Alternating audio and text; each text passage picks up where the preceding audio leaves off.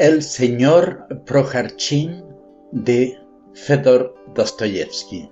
En el rinconcito más oscuro y modesto del piso de Ustina Fyodorovna se alojaba Semyon Ivanovich Projarchin, un hombre ya entrado en años, formal y que no bebía. Teniendo en cuenta que el señor Projarchin, conforme a su bajo rango y los servicios que prestaba, tenía un sueldo muy modesto, Ustinia Fyodorovna no tenía fuerza moral para cobrarle más de 5 rublos mensuales de alquiler. Había quien comentaba que llevaba sus propias cuentas respecto a él, pero como quiera que fuese, y en respuesta a los chismorreos, el señor Projarchin incluso era tratado como un favorito en el sentido honesto y magnánimo de la distinción.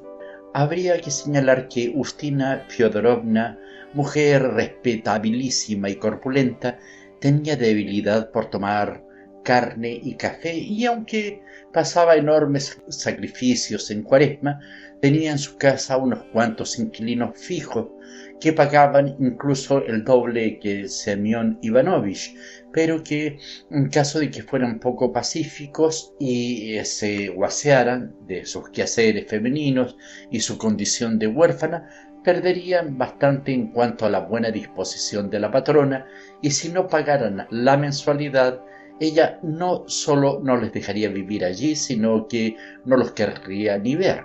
Semyon Ivanovich pasó a categoría de favorito de la patrona desde el momento en que murió un funcionario retirado, al que enterraron en el cementerio de Volkovo, que en vida se había aficionado mucho a fuertes licores.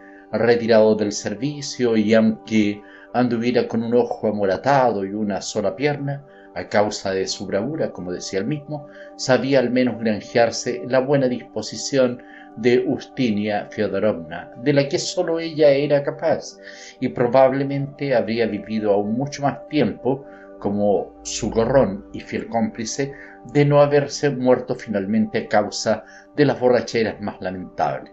Todo esto ocurrió. Ustinia Fyodorovna tenía solo 3 inquilinos, de los cuales, al trasladarse al nuevo piso de establecimiento más amplio para alojar a una decena de inquilinos, solo le quedó el señor Projarchin. ¿Tendrían la culpa de ello los inalienables defectos del propio señor Projarchin o sus compañeros de piso? El caso es que por ambas partes las cosas parecieron empezar de forma poco halagüeña. Habría que señalar que los inquilinos de Ustinia Fyodorovna, desde el primero hasta el último, convivían como hermanos de sangre. Incluso algunos trabajaban en el mismo lugar. En general, todos, uno tras otro, se gastaban entre ellos su paga en el juego el primer día del mes. Gustaban todos juntos de disfrutar y pasar bien, como decían ellos, los buenos momentos de la vida. También les gustaba a veces hablar de temas existenciales, y aunque en escasas ocasiones la cosa acababa sin discusión y todos los prejuicios estaban excluidos del grupo, la buena relación entre ellos jamás se alteraba en tales casos. De los inquilinos más notables hay que señalar a Mark Ivanovich, hombre inteligente que había leído mucho. También a Ople Vaniev, otro que se llamaba Prepolopenko, también hombre discreto y buena persona. Después otro más que se llamaba Zinovy Prokofievich, que tenía como meta imprescindible ingresar en la alta sociedad. Finalmente el escribiente Okianov, que estuvo en su momento a punto de llevarse el rango de favorito de Semyon Ivanovich.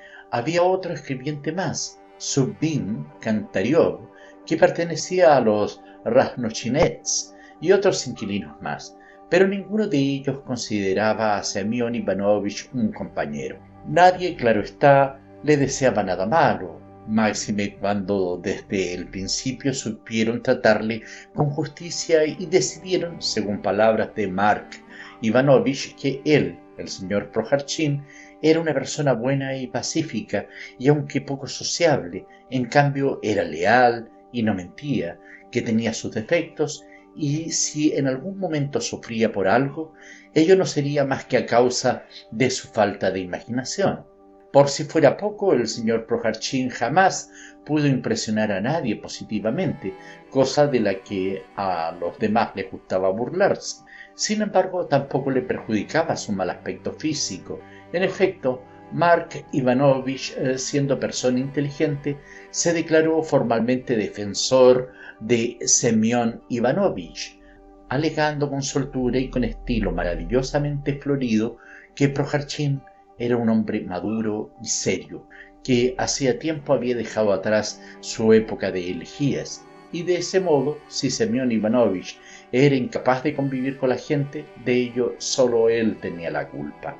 Lo primero que saltaba a la vista era indudablemente la avaricia y la cicatería de ese Semyon Ivanovich. De ello se percataron todos al instante, tomándolo en cuenta, ya que Semyon Ivanovich por nada del mundo prestaba jamás su tetera a nadie, ni por un momento, cosa muy excusable, puesto que apenas tomaba té, y si lo hacía era en escasas ocasiones, tomándose alguna agradable infusión de plantas y hierbas medicinales, de las que siempre guardaba un buen acopio.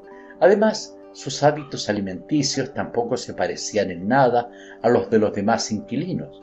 Jamás se permitía tomarse una ración entera de la comida que Ustinia Fyodorovna ofrecía diariamente a sus compañeros. Su precio era 50 kopecks. Semyon Ivanovich se gastaba únicamente 25 kopecks, sin excederse jamás en ello, y por eso bien cogía porciones sueltas o solo un plato de shi con empanada o ternera asada. Pero lo más habitual en él era no comer chi ni ternera, sino llenarse de pan con cebolla, requesón, pepinillos y otras guarniciones que le salían más económicas. Cuando ya veía que no podía más, recurría nuevamente a su media porción. En este punto, el biógrafo reconoce que no se habría atrevido a hablar de estos detalles reales, ruines, delicados y diríase que hasta ofensivos para los lectores amantes del estilo noble, de no ser porque en todas estas particularidades se ocultara una singularidad, un rasgo dominante en el carácter del héroe de esta historia. Prohartchin estaba lejos de tener tan pocos recursos, como afirmaba él a veces, como para no tener siquiera un bocado con que llenarse el estómago, y por el contrario hacía cosas incomprensibles, sin miramiento alguno a los prejuicios mundanos, únicamente para satisfacer sus extraños caprichos a causa de su avaricia y exceso de celo, que más adelante se verán con claridad. Pero tendremos cuidado para no aburrir al lector con la descripción de todos los detalles de Semyon Ivanovich, y no solo pasaremos por alto la curiosa descripción de su vestimenta, sino que, de no haber sido por indicación de la misma Ustinia Fyodorovna, probablemente no habríamos mencionado que Semyon Ivanovich jamás entregó su ropa a la lavandería, y que de haberlo hecho en alguna escasa ocasión uno no se percataría de ese detalle. En la declaración de la patrona figuraba que el pobre Semyon Ivanovich, que Dios lo tenga en su gloria, estuvo durante 20 años guardando sin el menor recato todo tipo de basuras en su rincón, y que durante su vida terrenal evitó continua y especinadamente el uso de los calcetines, pañuelos y otros objetos similares, y que hasta la propia Ustinia Fyodorovna había visto, por la rendija del viejo biombo, que el pobre no tenía a veces con qué taparse su cuerpo blanquecino. Esos rumores corrieron tras el fallecimiento de Semyon Ivanovich, pero mientras vivió, y en ello reside uno de los puntos más importantes de la discordia, no soportaba de ninguna de las maneras y sin reparar en las relaciones más llevaderas de la camaradería que alguien sin su permiso metiera sin querer y gracias al desvencijado biombo las narices en su rincón. Era un hombre poco comunicativo, callado y nada dado a conversaciones vanas. No gustaba de los que venían a darle consejos, ni tampoco de los que se hacían notar, y siempre, a veces en el mismo instante, reprendía al que se burlaba de él o venía a darle algún consejo. Lo ridiculizaba y se acabó. Eres un mocoso que solo sabe silbar y no tienes nada de consejero, eso es. Más te vale mirar lo que hay en tu propio bolsillo y contarlo mejor. Eres un crío. ¿Sabrás tú darme lecciones? Más vale que te repases a ti mismo. Semyon Ivanovich era un hombre sencillo y tuteaba a todo el mundo. Tampoco soportó jamás que alguien, sabiendo de su petate, empezase a veces, por la sencilla razón de meterse con él, a burlarse y a preguntarle qué era lo que guardaba él en su baulillo.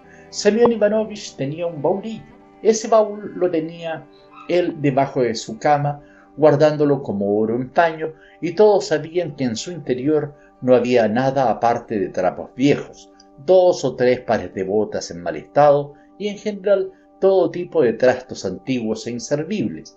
Pero el señor Projarchin apreciaba mucho ese patrimonio suyo e incluso en una ocasión, disgustado por su vieja pero fuerte cerradura, expresó su intención de hacerse con otra, especial, de modelo alemán, con todo tipo de fantasías y un muelle secreto.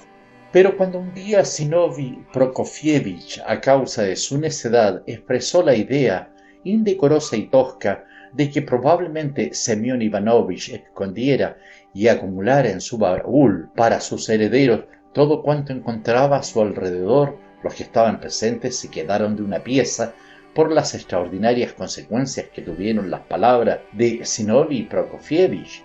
En primer lugar, el señor Projarchin no encontró al momento una respuesta adecuada que dar a una idea tan tosca y absurda. Durante un buen rato estuvieron saliendo de su boca palabras sin sentido y sólo finalmente se pudo entender que Semyon Ivanovich, en primer lugar, le reprochaba a Zinovy Prokofyevich un asunto sórdido de hacía tiempo.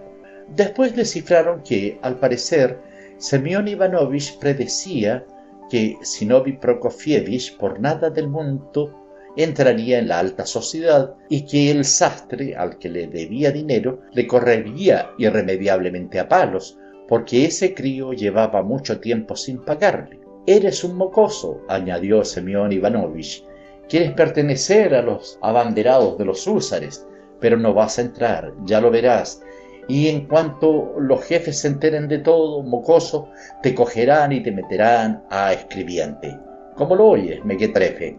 A continuación, Semyon Ivanovich se tranquilizó, pero tras permanecer 5 horas echado, primero empezó a hablar solo y después, dirigiéndose ya a Zinovy Prokofyevich, de nuevo le reprendió y avergonzó. Pero la cosa no quedó ahí, y al atardecer, cuando Mark Ivanovich y el inquilino Prepolovenko decidieron tomar el té, invitando con ellos a su compañero, el escribiente Okianov, entonces Semyon Ivanovich se levantó de la cama, se sentó junto a ellos, dándole sus 15 o 20 kopecks y haciendo ver que también quería tomar té. Se puso con bastante naturalidad a entrar en materia para expresar que un hombre pobre, no siendo más que un pobre, no tenía posibilidades de ahorrar dinero.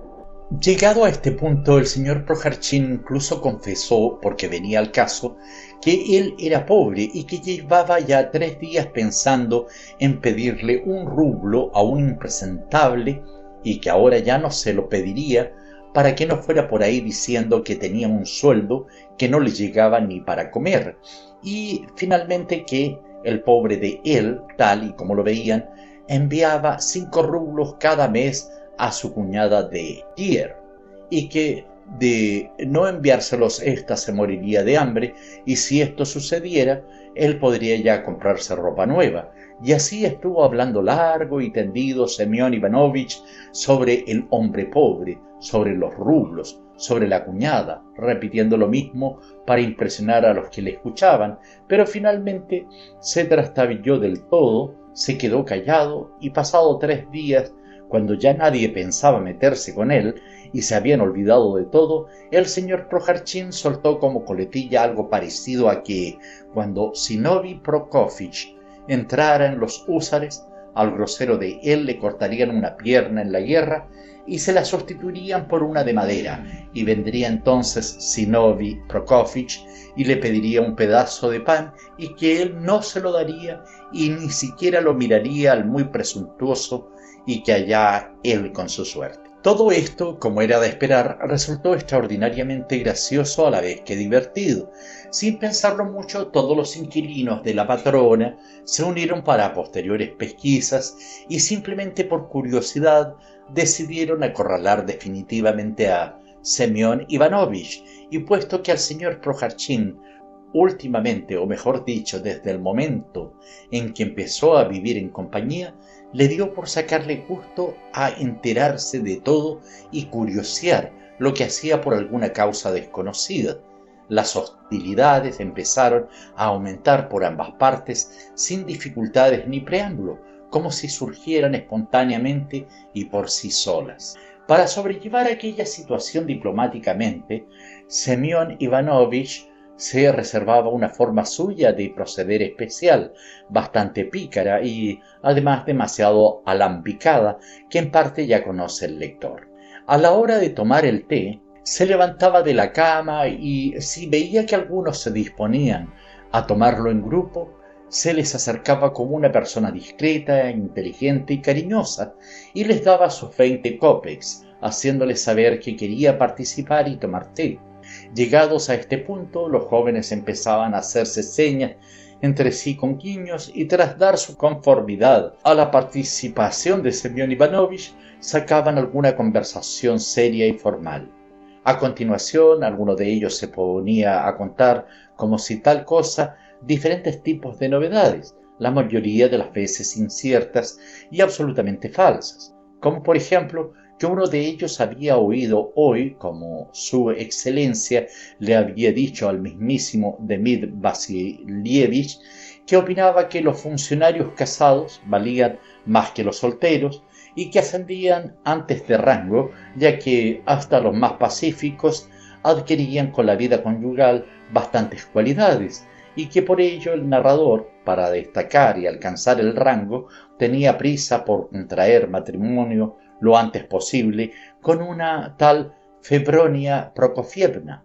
Otras veces, uno por ejemplo, decía haber observado en alguno de sus compañeros la ausencia de todo tipo de decoro y buenas maneras, razón por la que no podía gustar a las damas de la sociedad, y que para subsanar tal estado de cosas se iba a proceder inmediatamente a descontarles dinero de su sueldo, y con la suma recaudada se montaría un salón donde se aprendiera a bailar, adquirir buenas maneras y saber estar, amabilidad, respeto a los mayores, fortaleza de carácter, bondad de corazón y otras cualidades positivas.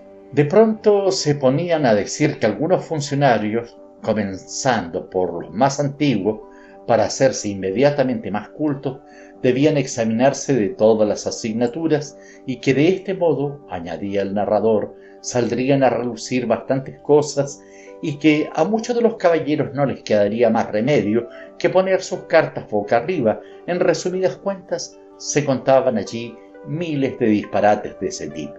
Todos aparentaban creérselos y tomando parte activa, se preguntaban los unos a los otros, fingían ser ellos y poniendo caras de apesadumbrado, movían sus cabezas como si buscaran una solución en el caso de que les tocara a ellos semejante trance. Claro que incluso alguien que fuera menos simple y pacífico que el señor Projarchin podía perder la cabeza confundiéndose con tanto disparate seguido. Al margen de ello, se podría concluir irrefutablemente por todos los detalles que Semyon Ivanovich era extraordinariamente torpe y corto de miras para captar alguna idea nueva y que, después de oír alguna novedad, al principio siempre se veía obligado a digerirla y rumiarla, buscándole sentido, confundiéndose y perdiéndose para finalmente aceptarla, pero también esto lo hacía de un modo especial que sólo él conocía. Así salieron de pronto a relucir en Semyon Ivanovich unas facultades diferentes, curiosas y desconocidas hasta entonces. Empezaron a correr rumores y comentarios, y todo ello, aumentado, llegó finalmente por su propio camino hasta su oficina. Especialmente notable fue que, sin ton ni son, el señor Projarchin, teniendo desde tiempos inmemoriales la misma expresión, cambió de pronto de fisonomía. empezó a tener un rostro intranquilo, la mirada asustadiza y recelosa. Andaba deprisa, se estremecía y prestaba oído a cuanto se hablaba, y como colofón de todos sus nuevas cualidades, empezó a amar apasionadamente la búsqueda de la verdad.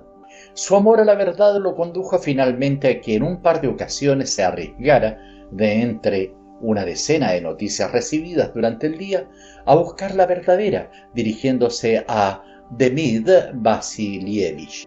Y sí, aquí no mencionamos las consecuencias de la relación de Semyon Ivanovich, no es más que por la sincera compasión hacia su reputación. De este modo llegaron a la conclusión de que era un misántropo que desdeñaba los miramientos mundanos. Después se dijo de él que tenía muchas cualidades fantásticas, y no se equivocaron en absoluto, ya que en más de una ocasión quedó patente que Semyon Ivanovich se quedaba a veces totalmente ensimismado, sentado boquiabierto ante el escritorio con la pluma en el aire como al helado, pareciéndose más a una sombra del ser racional que al ser racional mismo. En ocasiones, algún compañero despistado se cruzaba de pronto con su mirada escurridiza, opaca como si buscara algo. Entonces se estremecía, se avergonzaba y a renglón seguido ponía sobre su papel de trabajo la palabra judío o alguna otra completamente inadecuada. La indecorosa conducta de Semyon Ivanovich intimidaba y ofendía a personas verdaderamente nobles. Finalmente ya nadie puso en duda la inclinación fantástica de la cabeza de Semyon Ivanovich cuando un buen día corrió por la oficina el rumor de que éste había asustado incluso al propio Demid Vasilievich, quien, al encontrárselo en el pasillo, lo vio tan raro y extraño que tuvo que retroceder ante él. Esta metedura de pata llegó a oídos del mismo Semyon Ivanovich. Tras enterarse, se levantó inmediatamente, pasó con cuidado por entre las mesas y sillas y llegó hasta el vestíbulo. Él mismo descolgó su capote, se lo puso, salió y desapareció por un periodo de tiempo indefinido. No sabemos si su proceder había sido a causa del susto o por alguna otra razón, pero no se le pudo localizar durante un tiempo ni en casa ni en la oficina. Pero no vamos a explayarnos sobre el destino de Semyon Ivanovich por su orientación fantástica. Sin embargo, no podemos dejar de señalar al lector que nuestro héroe era un hombre insociable, completamente pacífico, que vivía, antes de tener compañía, en una completa e impenetrable soledad, distinguiéndose únicamente por su silencio y hasta podría decirse que por algo de misterio, ya que durante todo el tiempo que vivió en Pesky permaneció tumbado detrás del biombo, callado y sin trabar con nadie. Sus dos viejos compañeros de habitáculo habían vivido exactamente igual que él. También fueron los dos misteriosos y también permanecieron 15 años tumbados detrás del biombo. En un silencio patriarcal pasaron uno tras otro los felices y adormecidos días y horas, y puesto que todo alrededor también seguía su orden, ni Semyon Ivanovich ni Ustinia Fyodorovna se acordaban ya de cuándo les había unido el destino. Hará 10, 15 o tal vez 25 años que el pobre se instaló en mi casa. Que Dios le ampare, dijo en una ocasión la patrona a sus nuevos inquilinos. Por eso resulta tan comprensible que nuestro héroe, tan formal y discreto, se sintiera disgusto aquel último año en compañía de aquel ruidoso grupo de una decena de jóvenes y nuevos compañeros suyos de pensión. La desaparición de Semyon Ivanovich produjo bastante alboroto en la pensión. En primer lugar, se trataba del favorito de la patrona. En segundo, el pasaporte, que lo tenía ella bajo su custodia, no se encontró aquellos días por ninguna parte. Ustinia Fyodorovna empezó a sollozar, cosa que le sucedía en momentos críticos.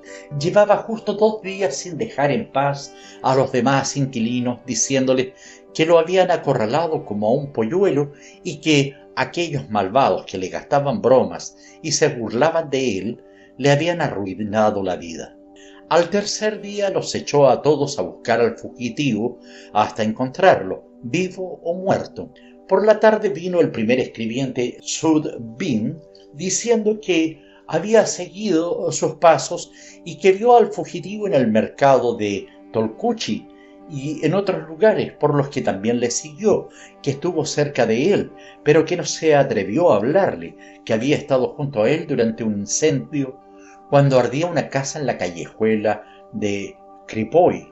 Al cabo de media hora llegaron Okianov y Kantariov, el Raznoshinets, confirmando palabra por palabra lo dicho por Sudbin, que también habían estado muy cerca de él, a solo 10 pasos, y que tampoco se atrevieron a hablarle, pero se percataron de que Semyon Ivanovich iba acompañado de un mendigo borrachuzo. Finalmente llegaron los demás inquilinos, y tras escuchar atentamente todo, decidieron que el señor Projarchin debía ahora rondar por allí y que no tardaría en regresar. Pero lo que ya no era novedad era que el señor Projarchin frecuentaba la compañía de un mendigo borrachín. Era este un hombre poco recomendable, bullicioso y adulador, y era evidente que había seducido a Semyon Ivanovich con alguna trampa. Aquel hombre había hecho su primera aparición justo una semana antes de desaparecer Semyon Ivanovich. Vino junto al compañero Remniov y pasó algunos días en la casa de huéspedes. Afirmaba sufrir por la verdad. Dijo que había prestado servicios en provincias y que cuando se presentó el revisor, éste le destituyó a él y a sus compañeros por amor a la verdad, que vino a San Petersburgo y cayó a los pies de Porfiri Grigorievich, a quien pidió que le colocara en una oficina, pero que por la cruel persecución del destino le destinaron de ese lugar tras desaparecer la propia oficina, que se transformó en otra sin admitirle en el nuevo rango de funcionario por sus claras ineptitudes en cuestiones administrativas y la inadaptación a otras labores completamente diferentes. Todo ello también por amor a la verdad y finalmente por los enredos de los enemigos. Al terminar de contar la historia, el señor Simoveikin abrazó varias veces a su severo y sin afeitar amigo Remniov, se inclinó para saludar a todos cuantos estaban presentes, sin olvidar a Avdotia, la sirvienta, los llamó a todos bienhechores y explicó que él era un hombre indigno, latoso, ruin, bullicioso y estúpido, rogando a aquella buena gente que no le juzgara por su infeliz y mísero estado. Después de granjearse la protección de aquellas personas, el señor Simoveikin resultó ser un juerguista, dio muestras de alegría y besó las manos de Ustinia Fyodorovna sin reparar en sus discretas alegaciones de que su mano no era digna. Por la tarde ofreció mostrar a todos los presentes su talento en un maravilloso y característico baile, pero al día siguiente el asunto se resolvió de un modo lamentable, bien porque su baile resultara demasiado característico, bien porque afrentara a Ustinia Fyodorovna, pues, según sus palabras, la había ofendido y humillado, que ella conocía a Yaroslav Ilich, y que, de haber querido, podía desde hacía tiempo haber sido la mujer de un oficial. El caso es que Simoveikin tuvo que largarse de allí. Se fue, regresó. De nuevo fue expulsado ignominiosamente. Se granjeó la amistad y simpatía de Semyon Ivanovich, al que en un santiamén le robó sus pantalones nuevos, y justo después reapareció de nuevo en calidad de seductor del señor Projarchin. En cuanto la patrona se enteró de que Semyon Ivanovich estaba sano y salvo y de que ya no tenía que seguir buscando el pasaporte, al momento dejó de estar triste y se tranquilizó. En aquel momento a uno de los inquilinos se le ocurrió hacerle un recibimiento triunfal al fugitivo. Estropearon la falleba del biombo, lo apartaron de la cama del desaparecido, la aplastaron ligeramente, cogieron el célebre baúl, lo colocaron a los pies de la cama y pusieron encima a la cuñada, es decir, una muñeca hecha con un viejo pañuelo de la patrona, con su cofia, de modo que realmente parecía la cuñada. Al finalizar su trabajo se sentaron a esperar la llegada de Semyon Ivanovich para decirle que su cuñada había venido de provincias y que la pobre se había hospedado en su sitio, detrás del biombo. Pero estuvieron esperando un buen rato. Mientras tanto, a Mark Ivanovich le dio tiempo a apostar y ganarles la mitad del sueldo a los inquilinos Prepolopenko y Kantariov. A Okeanov se le enrojeció y se le abultó la nariz jugando a las cartas. A Avdotia, la criada, le dio tiempo a dormir lo suyo y levantarse 2 veces a por leña para la estufa. Y Zinovy Prokofyevich se caló hasta los huesos saliendo a cada minuto al patio a esperar la llegada de Semyon Ivanovich. Pero no llegaba nadie, ni el señor Projarchin, ni el mendigo borrachín. Finalmente todos se fueron a la cama, dejando detrás del biombo la muñeca en forma de cuñada. Serían las 4 de la madrugada cuando oyeron el ruido de los portones. Era tan fuerte que podría decirse que los recompensaba a todos por el trabajo realizado. Era el mismo Semyon Ivanovich, el señor Projarchin, solo que venía en tal estado que todos se quedaron estupefactos, y a nadie se le ocurrió pensar en el simulacro de cuñada. El desaparecido regresó sin conocimiento. Lo llevaron a la habitación, o mejor dicho, lo llevó a hombros el cochero nocturno. Estaba calado hasta los huesos, tiritando y harapiento.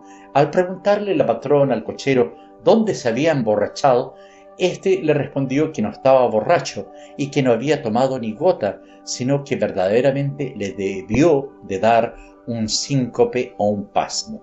Se pusieron a observarlo y, para que entrara en calor, sentaron al sospechoso junto a la chimenea, comprobando que realmente no estaba bebido y que tampoco se trataba de un ataque de apoplejía, sino de algún otro tipo de desgracia por la que Semyon Ivanovich no era capaz ni de mover la lengua, pareciendo que le había entrado una especie de temblor y no hacía más que pestañear mirando estupefacto tan pronto a uno como a otro, como un búho en un baile de máscaras. Después se pusieron a preguntarle al cochero dónde se lo había encontrado en aquel estado. Pues me lo entregaron unos señores de Kolomna, respondió éste. ¿Quién sabe? Parecían estar de juerga y alegre, así que me lo entregaron en ese estado. No sé si hubo pelea o qué es lo que sucedió, si le dio un pasmo o Dios que sabe, pero los señores parecían buena gente y estaban alegres. Cogieron a hombros a Semyon Ivanovich y lo llevaron a la cama. Pero cuando éste, acomodándose en su cama, palpó el simulacro de su cuñada y rozó con los pies su baúl secreto, lanzó un terrible grito. Se puso a gatas y temblando, empezó a hacer gestos a lo largo y ancho de su cama como si escarbara para enterrar el baúl. Con ojos enfurecidos y fieros miraba a todos, cual si quisiera decirles que antes prefería morir que ceder una centésima parte de su pobre tesoro. Semyon Ivanovich se pasó 2 o 3 días echado en la cama, rodeado de su biombo y alejado de la vida diaria y el mundanal ruido. Como era de esperar, al día siguiente todos se olvidaron de él y mientras tanto el tiempo llevaba su curso y las horas y los días pasaban volando. Una especie de duermevela o delirio se asentó en la embotada y febril cabeza del enfermo, que estaba tumbado pacíficamente, sin gemir ni quejarse. Antes, al contrario, permanecía silencioso y callado, con el cuerpo aplastado contra la cama, cual conejo asustado que se pega a la tierra al oír a los cazadores.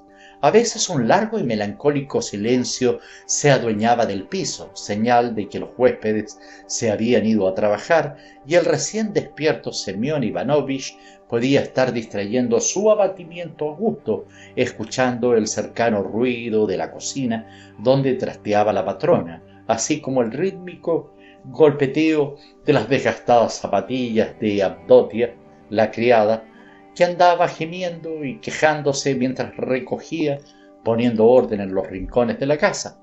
Así transcurrían horas enteras, pesadas, soporíferas, perezosas, adormecidas y aburridas como el agua de la cocina que gotea sonora y regularmente desde el grifo a la tina. Finalmente venían los inquilinos, uno tras otro o en grupo, y Semyon Ivanovich oía perfectamente cómo se quejaban del tiempo, las ganas que tenían de comer, cómo hacían ruido, fumaban, regañaban entre ellos, se amigaban, jugaban a las cartas y trasteaban con las tazas al disponerse a tomar el té. Maquinalmente, Semyon Ivanovich hacía el esfuerzo para levantarse, unirse a ellos y pagar legalmente su parte para tomar el té, pero al instante caía presa del letargo, soñando que ya llevaba un rato sentado a la mesa del té participando y conversando, y que Zinovy Prokofievic ya le había dado tiempo, aprovechando la ocasión, de meter el tema de no se sabía qué proyecto sobre las cuñadas y las relaciones morales que tiene diversa gente de bien respeto a ella. Llegado a este punto, Semyon Ivanovich se apresuraba a presentar disculpas y responder, pero la poderosa frase que reinaba en boca de todos de «se ha observado reiteradamente» le dejaba finalmente sin posible réplica, y a Semyon Ivanovich no le quedaba más remedio que ponerse nuevamente a soñar con que era el 1 de mes y le tocaba cobrar en la oficina. Desenvolviendo el sobrecillo en la escalera, echaba una rápida mirada alrededor, se apresuraba a apartar la mitad del bien merecido sueldo en la bota, y después, en la misma escalera y sin reparar lo más mínimo en lo que sucedía en su cama, decidía entre sueños que al llegar a casa le entregaría inmediatamente a la patrona lo que correspondiera por la comida y el alojamiento. Después se apartaba algo de dinero para comprar lo imprescindible, y a continuación dejaba constancia, disimuladamente y sin intención alguna, ante quien debía de lo que se le descontaba y de que ya no disponía de dinero ni para él ni para enviárselo a su cuñado. Más tarde se afligía por ella, hablando 2 o 3 días seguidos de ella, y transcurridos 10 volvía una vez más a mencionar de pasada su estado de indigencia para que los compañeros no lo olvidaran. Una vez tomadas esas decisiones, se percataba de que también Andrei Efimovich, hombre diminuto y calvo, siempre callado, que trabajaba en su oficina separado de él por 3 despachos y al que no había dirigido la palabra en 20 años, también estaba en la escalera contando sus rublos y moviendo la cabeza le decía: «Esto es el dinerito, si no lo tienes, no comerás». Esgrimía en tono severo, bajando la escalera, y ya en el soportal concluía: «Y yo, señor mío, tengo 7 bocas que alimentar». Aquel hombrecito calvo, probablemente sin sospechar lo más mínimo que actuaba como un fantasma y que en absoluto era real, se alzaba exactamente una archina y un berchak, indicando con la mano hacia el suelo en línea descendente, y sacudiendo los dedos murmuraba que el mayor iba al liceo. A continuación miraba indignado a Semyon Ivanovich, como si el señor Prokharchin fuera culpable de que él tuviera 7 hijos. Después se encasquetaba el gorro, sacudía el capote, giraba a la izquierda y desaparecía. Semyon Ivanovich se asustó sobremanera y, aunque estuviera completamente convencido de su inocencia en cuanto a los 7 hijos de aquel hogar, a la hora de la verdad parecía que en realidad el culpable no era nadie más que él.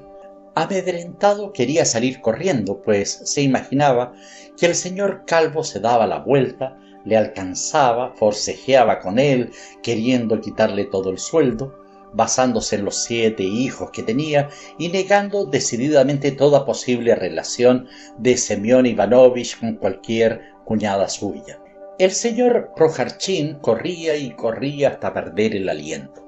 Junto a él también corría un incontable número de personas, haciendo sonar todo su sueldo en los bolsillos traseros de sus raquíticos chalequitos.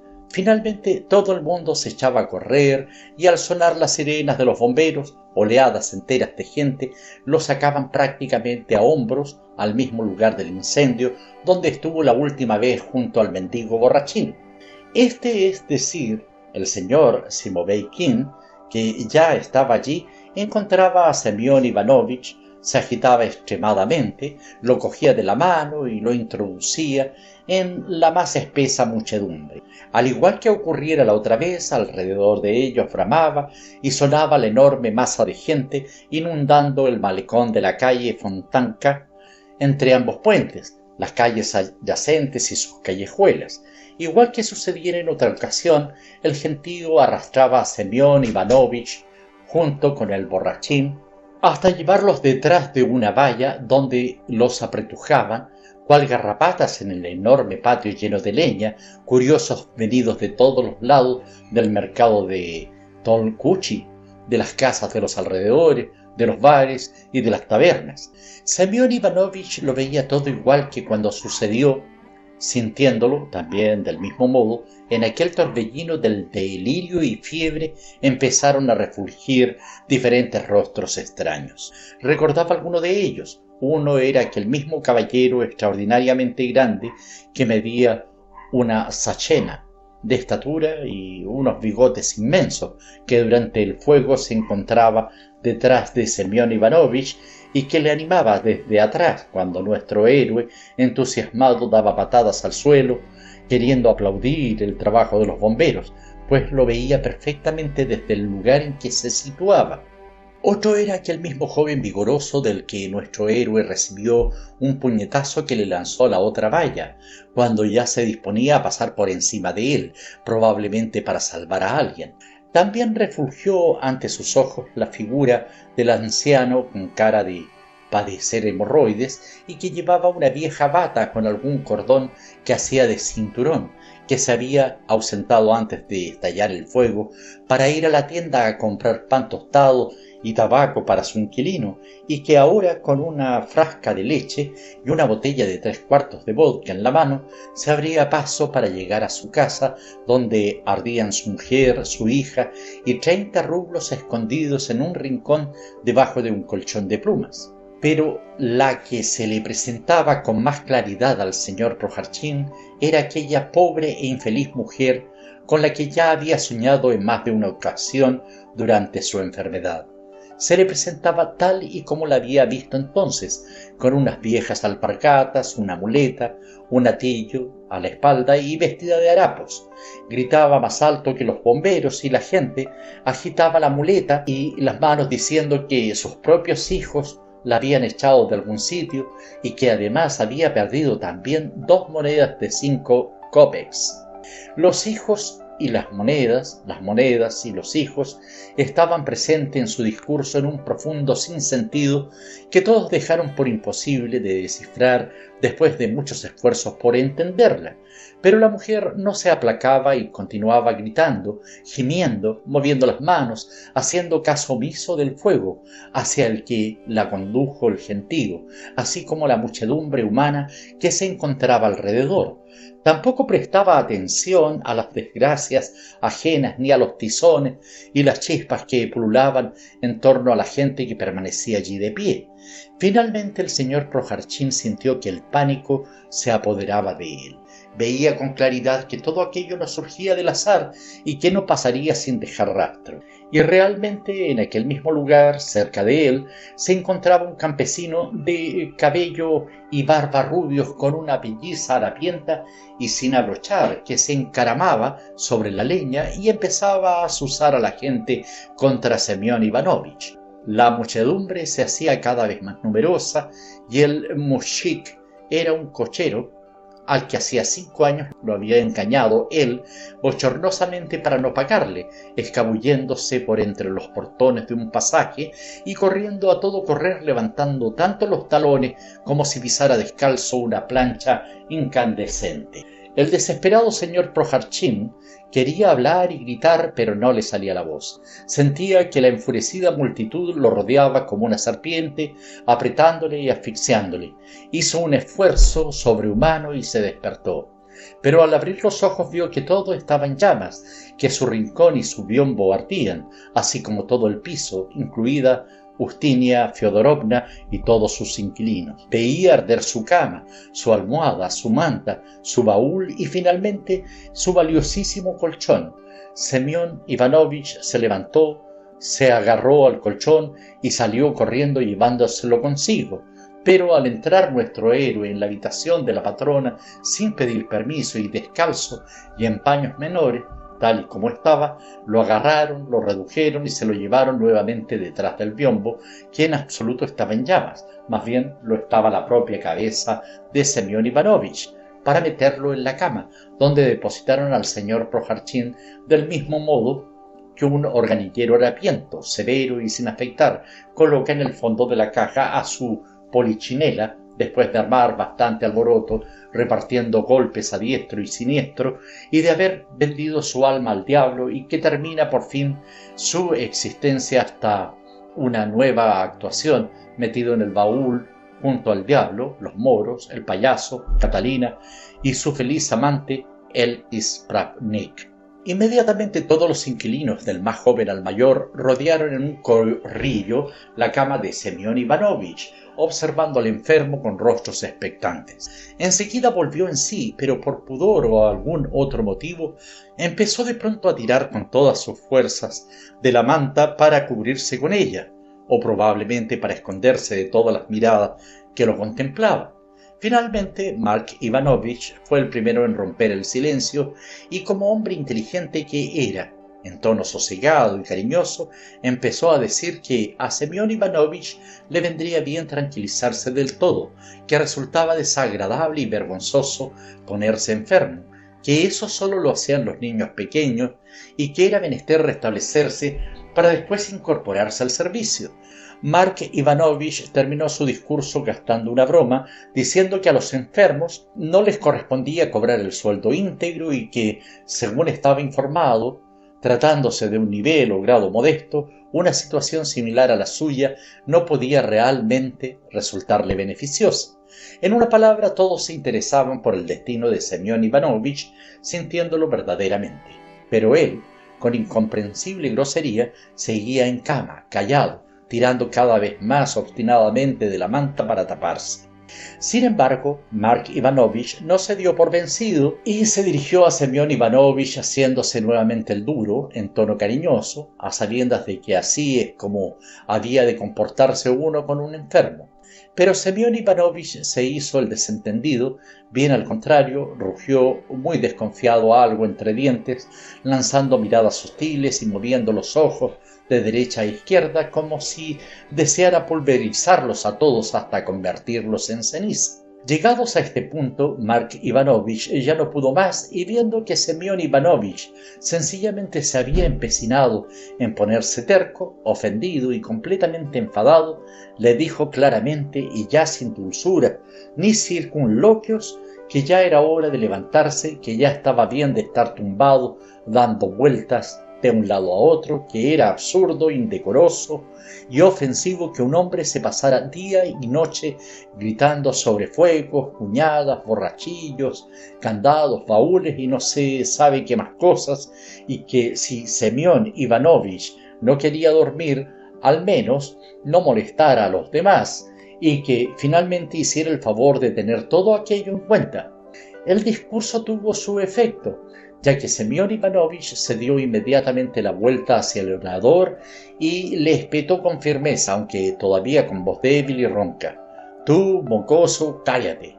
Eres un charlatán, un blasfemo. ¿Lo oyes?», retacó. «¿Acaso te crees un príncipe, entiendes?». Al oír aquellas palabras, Mark Ivanovich se encendió, pero al reparar en que trataba con un enfermo, generosamente dejó de ofenderse, procurando en cambio reprenderlo por su conducta, pero falló en su intención, ya que Semyon Ivanovich enseguida manifestó que no consentía bromas y que Mark Ivanovich había gastado el tiempo en vano componiendo estrofas.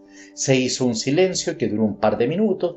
Finalmente, repuesto de su asombro, Mark Ivanovich señaló rotunda y claramente, en un bello pero firme discurso, que Semyon Ivanovich debía ser consciente de que se hallaba entre personas nobles y que él, que era todo un caballero, tenía que saber comportarse con personas magnánimas. Mark Ivanovich sabía, en debidas circunstancias, hablar con un tono grandilocuente, gustándole impresionar a los oyentes.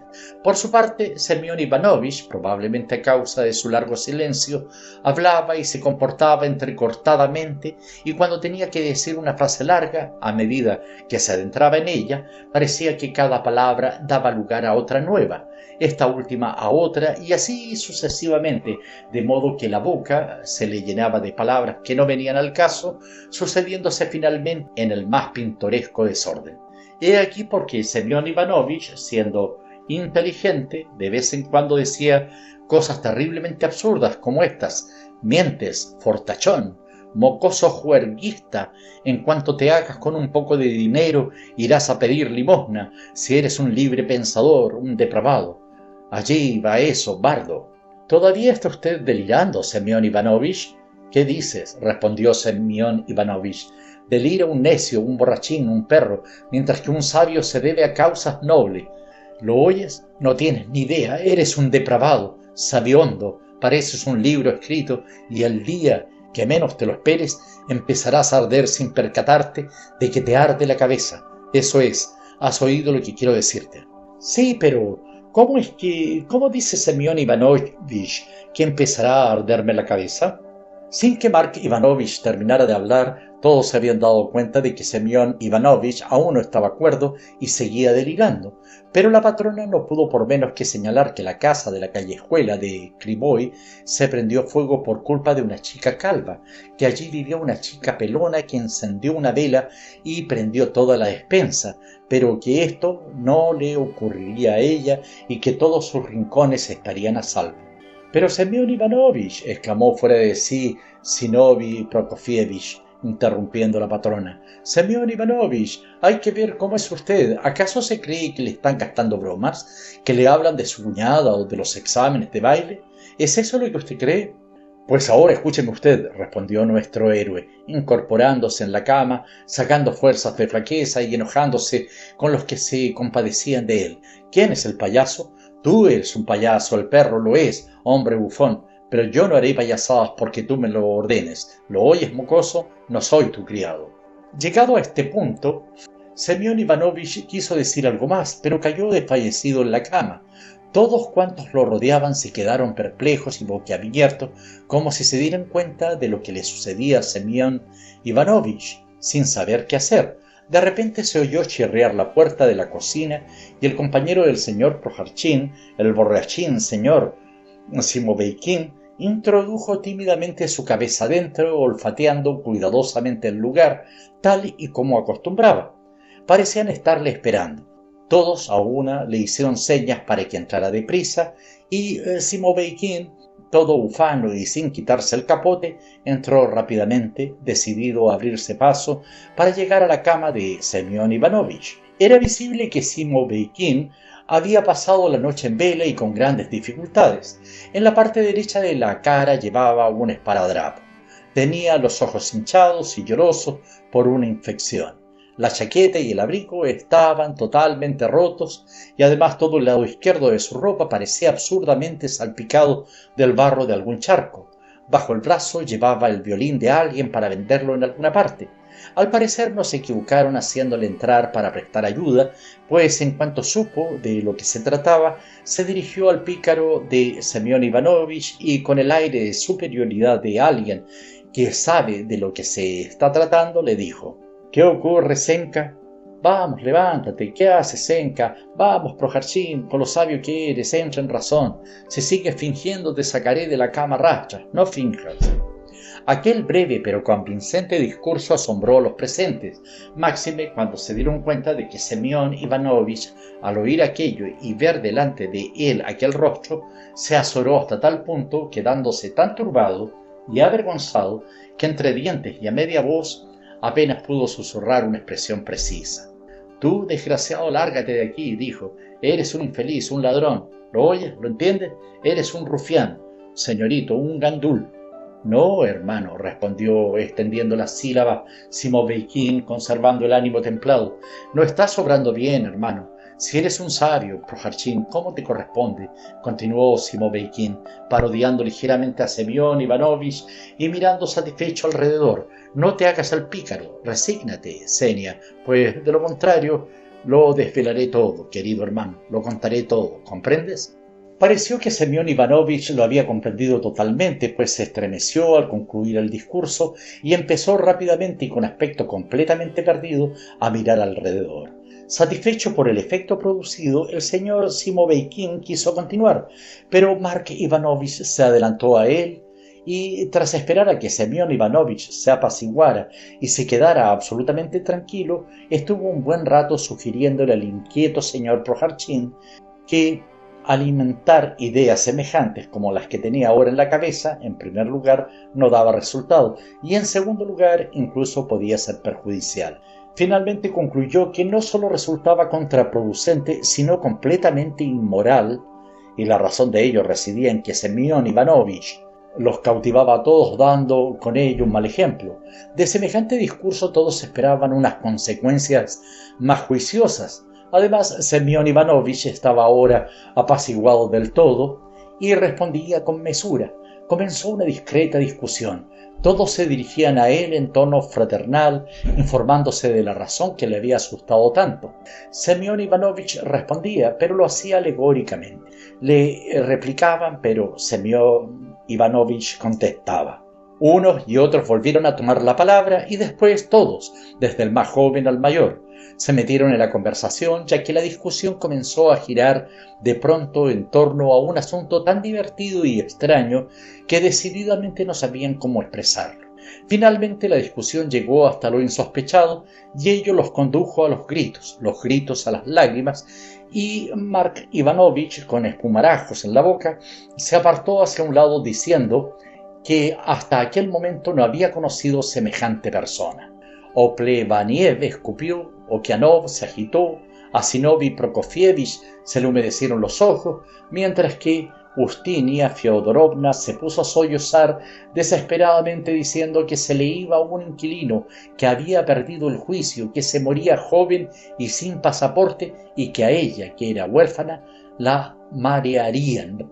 Resumiendo, finalmente todos vieron que la siembra había sido productiva, que cuanto se había sembrado agarró con creces, que el terreno abonado era bueno y que Semyon Ivanovich había perdido el juicio en su compañía, gloriosa e irreversiblemente.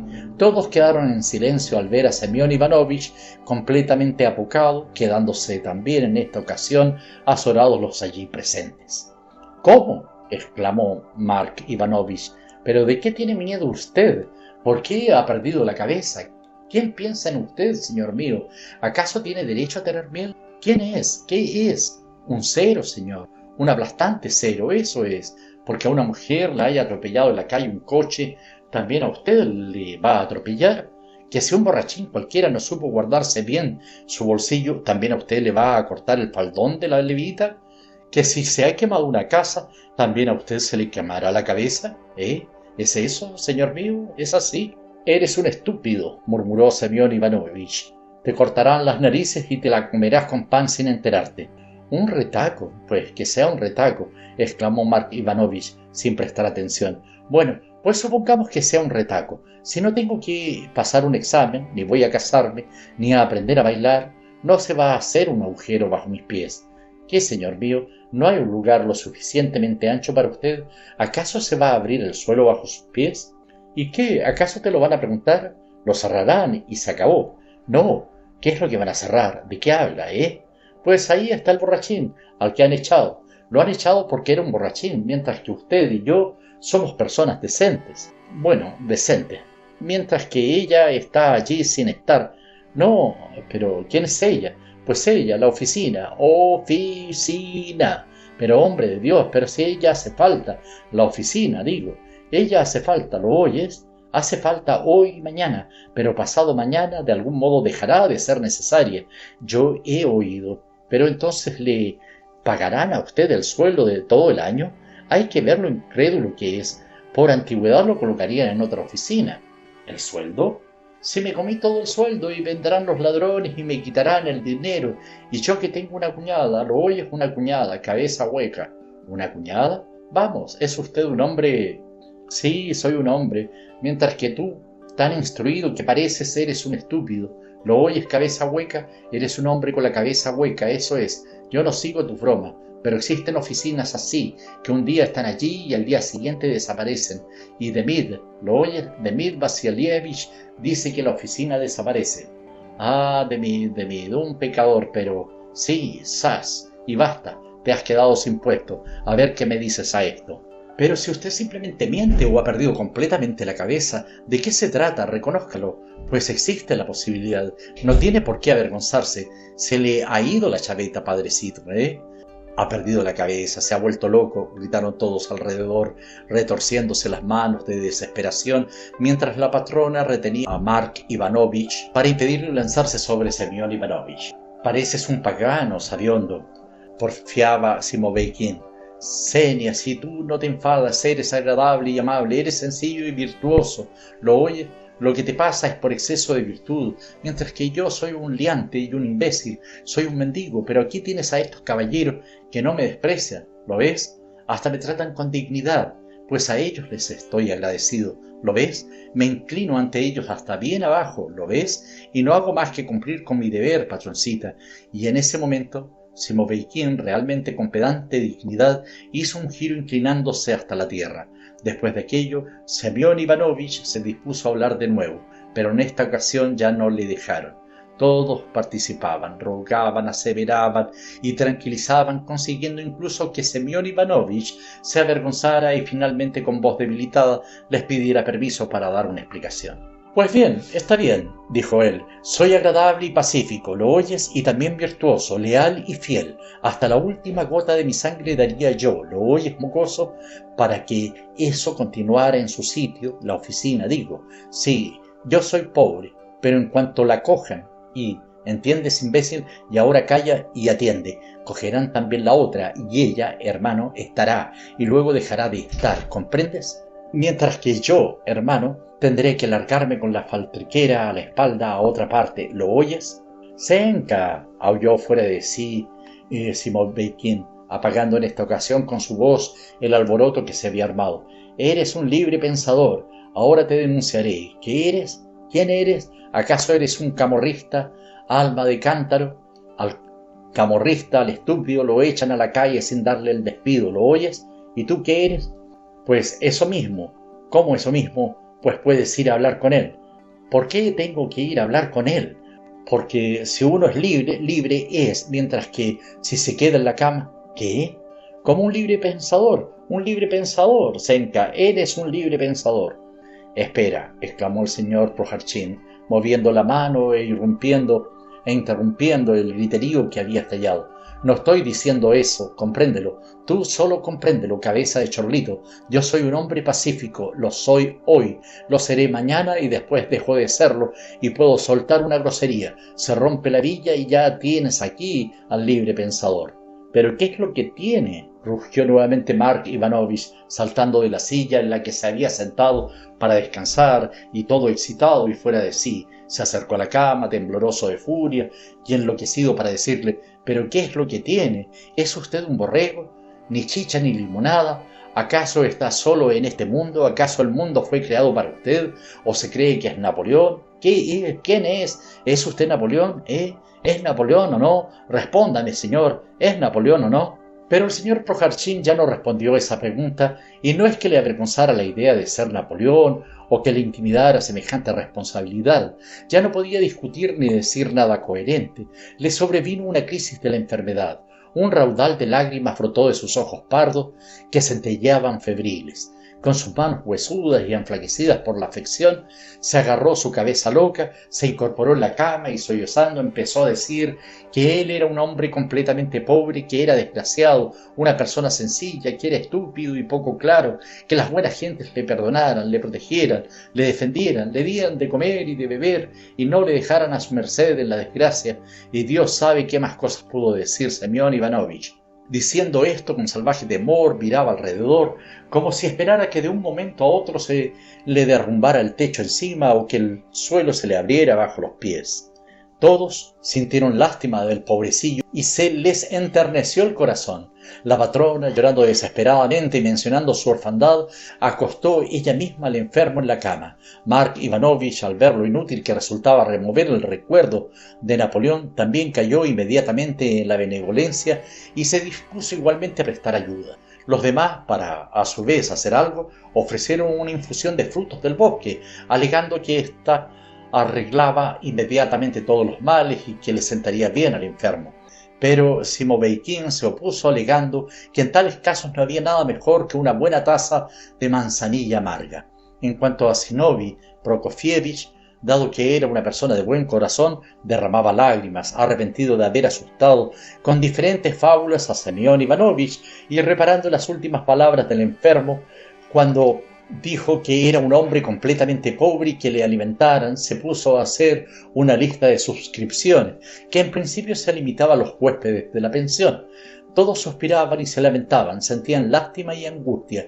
Al margen de esto, estaban sorprendidos de cómo era posible que un hombre se acobardara tanto y por qué se había acobardado. Otra cosa sería si hubiera ocupado un puesto importante y tuviera mujer e hijos, o si tuviera que someterse a algún juicio, mientras que en este caso se trataba de un hombre de lo más insignificante, con solo un baúl de cerradura alemana, que se pasó más de 20 años detrás del biombo, sin hablar, ni haber visto el mundo, ni haber catado pena ni gloria, racaneando, y al que de pronto, por una palabra trivial y ociosa, se le ocurrió darle completamente la vuelta a su cabeza, acobardándose porque en el mundo la vida se había puesto muy difícil, y no se dio cuenta de que también lo era para los demás, con solo haber tenido en cuenta que la vida era muy difícil para todo, dijo más tarde Okeanov. Habría podido salvar su cabeza, habría dejado de parrandear y habría tirado para adelante como debía ser. Durante todo el día no se hizo otra cosa que hablar de Semyon Ivanovich. Lo venían a ver, le preguntaban cómo se encontraba, lo calmaban, pero al anochecer ya no había quien lo tranquilizara.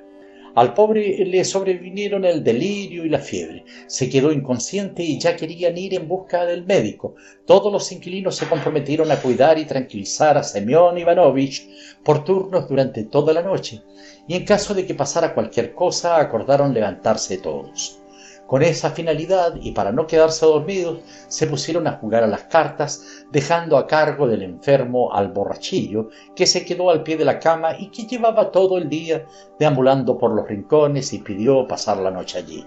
Como no jugaban a dinero, enseguida se aburrieron, dejaron el juego y se pusieron a discutir, a hacer ruido y dar golpes para irse finalmente cada uno a su rincón. Pasaron todavía mucho rato replicándose los unos a los otros y, como terminaron por enfadarse, abandonaron la guardia y se quedaron dormidos. Pronto un silencio sepulcral invadió la casa. Además, hacía muchísimo frío. El último en dormirse fue Okeanov, y, como dijo más tarde, no se sabe si en el sueño o en la realidad, pero le pareció que al amanecer 2 personas hablaban cerca de él. Okeanov contó que reconoció a Zimoveykin y que éste se puso junto a él a despertar a su viejo amigo Remniov, que estuvieron hablando en voz baja durante un buen rato. Después Zimoveykin salió y se oyó cómo intentaba abrir con una llave la puerta de la cocina, y la llave, según aseguró después la patrona, la guardaba ella debajo de la almohada y había desaparecido aquella noche. Finalmente Okeanov indicó que había oído cómo los 2 se dirigían donde el enfermo, detrás del biombo, y encendían una vela.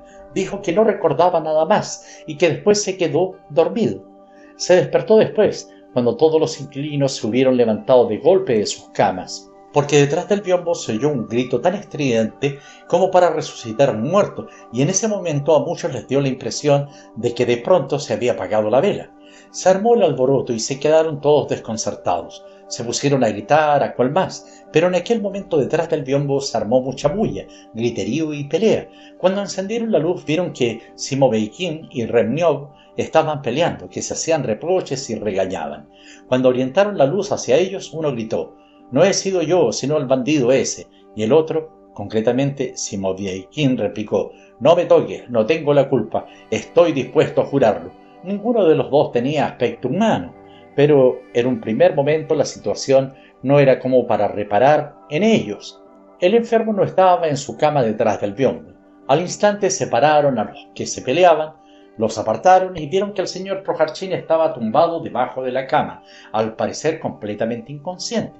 Había arrastrado consigo la manta y la almohada, quedándose sobre la cama únicamente su colchón desnudo, viejo y completamente sucio. Jamás se le habían puesto las sábanas. Sacaron a rastras a Semyon Ivanovich de debajo de la cama, lo colocaron sobre el colchón, pero enseguida se dieron cuenta de que no podían hacer gran cosa por él y de que había llegado su hora. Sus manos se estaban quedando rígidas y apenas se tenía en pie. Todos lo rodearon, su cuerpo entero se estremecía y agitaba, intentaba hacer algún gesto con las manos, pero su lengua no se movía, sus ojos parpadeaban igual que suelen hacer las cabezas cercenadas por el hacha del verdugo que acaban de separarse del cuerpo y por las que aún siguen circulando sangre. Finalmente reinó el silencio, el estremecimiento y la agitación cesaron antes de que muriera. El señor Prohartchin falleció y se dirigió al otro mundo a responder por sus buenas y malas acciones. ¿Se había asustado Semyon Ivanovich por algo? ¿Había tenido alguna pesadilla, como más tarde aseguró Remniov? ¿O quizás por algún pecado? Es algo que desconocemos. Lo cierto es que si ahora apareciera en la casa el mismísimo juez para presentarle a Semyon Ivanovich el despido por libre pensador, alborotador o borrachín, o entrar alguna mendiga haciéndose pasar por la cuñada de Semyon Ivanovich, o éste recibiera al instante un premio de 200 rublos, o finalmente ardiese la casa y se le prendiera fuego a la cabeza de Semyon Ivanovich, probablemente ya no habría movido él un dedo ante semejantes acontecimientos.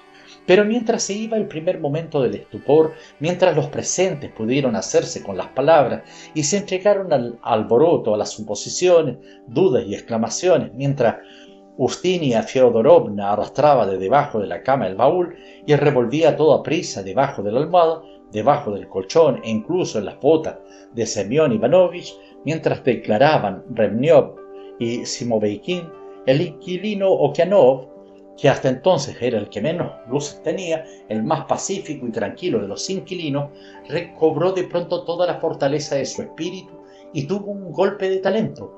Cogió su sombrero y, aprovechando el alboroto, se escabulló del piso. Y cuando por falta de dirección todos los horrores llegaron a su punto culminante en los ajetreados y hasta ahora tranquilos rincones, se abrió la puerta y de golpe, como un jarro de agua que cae en la cabeza, entró primero un señor de aspecto noble, pero semblante serio y malhumorado.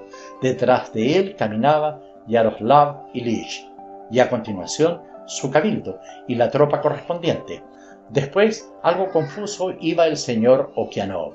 El caballero de semblante serio y aspecto noble se acercó directamente a Semyon Ivanovich, lo palpó, torció la cara, se encogió de hombros y declaró lo que ya era evidente, concretamente que el cadáver estaba muerto, añadiendo por su parte que uno de esos días le había sucedido lo mismo a un caballero bastante distinguido, que también murió instantáneamente a causa de una pesadilla. En aquel momento el señor de aspecto honorable pero malhumorado se apartó de la cama, dijo que lo había molestado en vano y se marchó. Al instante lo sustituyó Yaroslav Ilich, al mismo tiempo que Remniov y Simoveikin se encontraron en poder de quien correspondía, que hizo preguntas a algún que otro inquilino, se hizo hábilmente con el baúl que la patrona ya estaba intentando abrir, puso las botas en el lugar de antes, señalando que estaban rotas y eran absolutamente inservibles, exigió que se le diera la almohada, llamó a Okianov, le pidió la llave del baúl, que estaba en el bolsillo del amigo borrachín del señor Prohartchin, y con aire triunfal, como merecía el momento, procedió a abrir los bienes de Semyon Ivanovich. Nada faltaba allí: 2 trapos, un par de calcetines, medio pañuelo, un sombrero viejo, algunos botones, viejas suelas de zapato y las cañas de unas botas. En una palabra, toda clase de harapos, es decir, cosas inservibles y viejas, basura, morralla que desprendía olor a viejo. Lo único valioso del baúl era su cerradura alemana. Llamaron a Okianov y en tono serio intercambiaron palabras con él, aunque estaba dispuesto a prestar juramento. Pidieron la almohada y la examinaron. Únicamente estaba sucia, pero en lo demás realmente parecía una almohada. Se pusieron manos a la obra con el colchón, se dispusieron a levantarlo, se quedaron un rato pensativos, pero de pronto, de manera completamente inesperada, algo pesado y sonoro cayó y golpeó el suelo. Se agacharon, lo examinaron y vieron un envoltorio de papel y dentro de él una decena de rublos. ¡Ajaja!, exclamó Yaroslav Ilich, indicando hacia un punto del colchón del que se salía el relleno de guata. Examinaron el hueco y comprobaron que lo habían abierto recientemente con un cuchillo, pero que tenía media archina de largo. Metieron la mano dentro y se encontraron con el cuchillo de cocina de la patrona, que se había quedado allí y con el que fue abierto el colchón. Sin que a Yaroslav Ilich le diera tiempo a sacar el cuchillo del lugar indicado, de nuevo dijo: «Ajaja». Cuando otro envoltorio cayó al suelo y detrás de él y en solitario cayeron 2 monedas de 50 copecks, una de 25, después alguna calderilla y una vieja y enorme moneda de 5 copecks. Todo ello lo recogieron al momento. En aquel instante consideraron oportuno abrir con unas tijeras todo el colchón. Pidieron que las trajeran. Mientras tanto, un trozo de vela alumbraba una escena extraordinariamente interesante para un observador. Cerca de una decena de inquilinos se agrupaban en torno a la cama con unas ropas de lo más pintoresco, todos arrugados, sin afeitar ni lavar y medio dormidos, tal y como se encontraban antes de irse a la cama. Algunos estaban absolutamente pálidos, otros tenían gotas de sudor en la frente, a unos les entraba la tiritera y a otros les daban golpes de calor.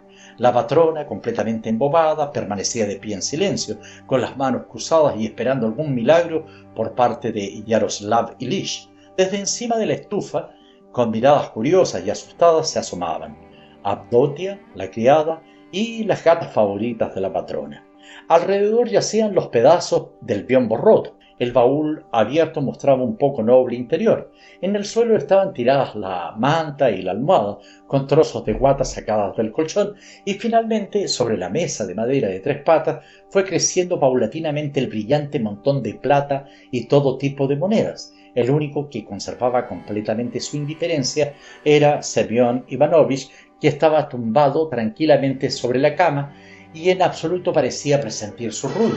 Pero cuando trajeron las tijeras y el ayudante de Yaroslav Ilich, deseando ser útil en su servicio, sacudió algo inquieto el colchón para librarlo de la espalda de su dueño, entonces Semyon Ivanovich, de acuerdo con las normas de la urbanidad, dejó al principio un poco de espacio, resbalando hacia un lado y dando la espalda al que estaba rebuscando. A continuación, ante la segunda sacudida, se volvió boca abajo, finalmente dejó libre otro poco de espacio y, dado que faltaba una lámina de madera en el lateral de la cama, se hundió inesperadamente con la cabeza hacia abajo, dejando al descubierto solo sus 2 huesudas y delgadas piernas azules, que se quedaron hacia arriba como 2 ramas de un árbol quemado.